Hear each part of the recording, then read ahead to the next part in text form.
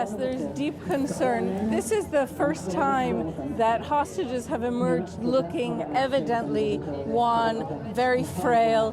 Keith Siegel seemed to have trouble actually walking or lifting his arm when he was instructed to wave from that stage at Gaza port. There is concern.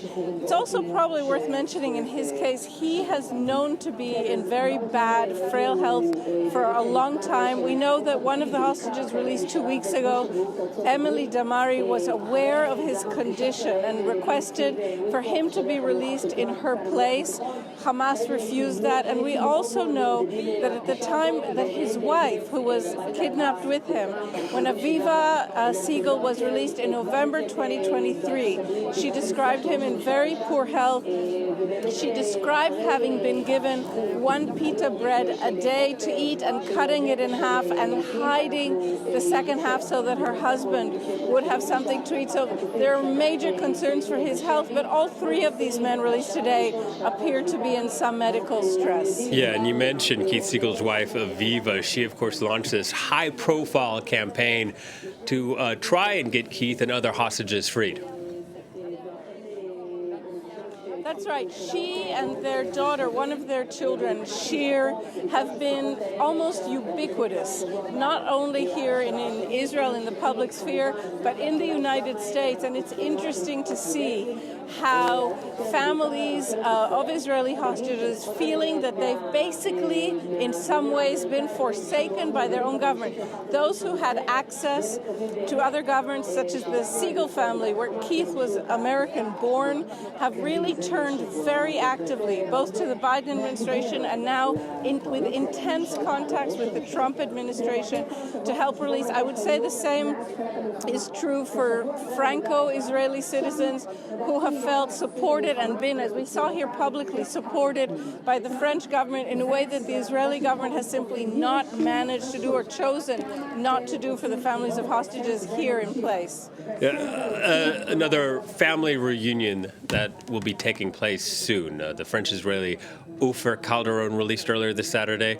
His son and daughter were released in November 2023 ceasefire. I'm expecting some very powerful moments between them when they finally get to embrace once again.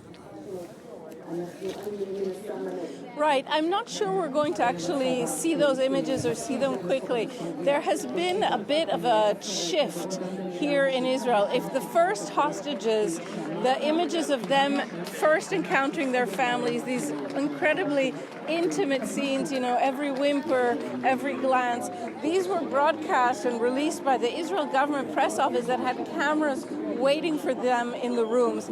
That received quite a bit of public blowback in the end. And what we've seen more recently, certainly on Thursday, are photographs that have been authorized by the families, released several hours later in some kind of an edited format that at least the family members accept. I think it's important to remember, though, these hostages who are being freed are all adults. They're all Israeli citizens who have the right to privacy like anyone else.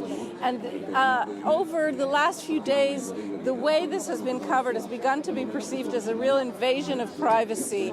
And so I think today, especially, we should expect at least a few hours of wait until we see those sorts of images. The other man released this Saturday, we should mention Yarden Bibas, something of a cause célèbre.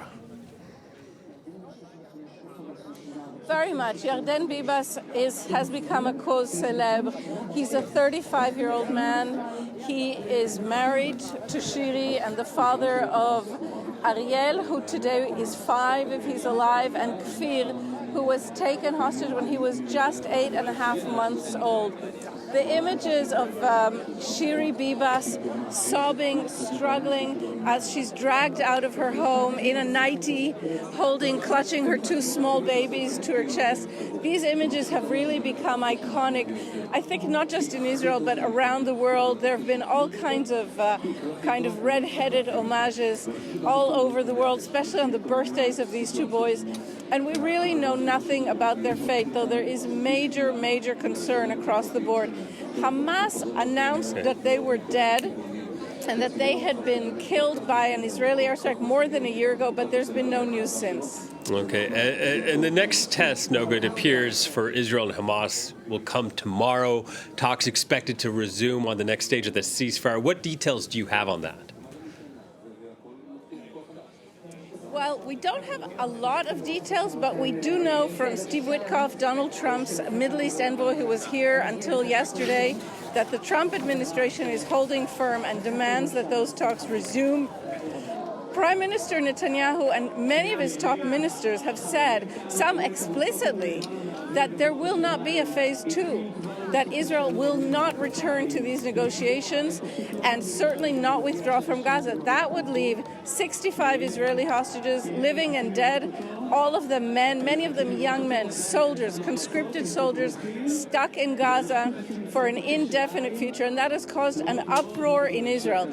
But Prime Minister Netanyahu seems a lot more sensitive to the pressure put by the United States. In fact, he took his most recalcitrant ministers this week to meet with Steve Witkoff in an effort, I think, to persuade the White House, on the one hand, that he's in real political trouble, and these ministers to understand that the United States really and truly is demanding this next step. Netanyahu will be traveling to Washington tomorrow and is expected to meet with Donald Trump on Tuesday. And one of the big questions hanging in the air is, will Trump be considerate of Netanyahu's fears of losing power, or will he say, as we have heard Steve Witkoff already said, your political problems are your problems, not ours?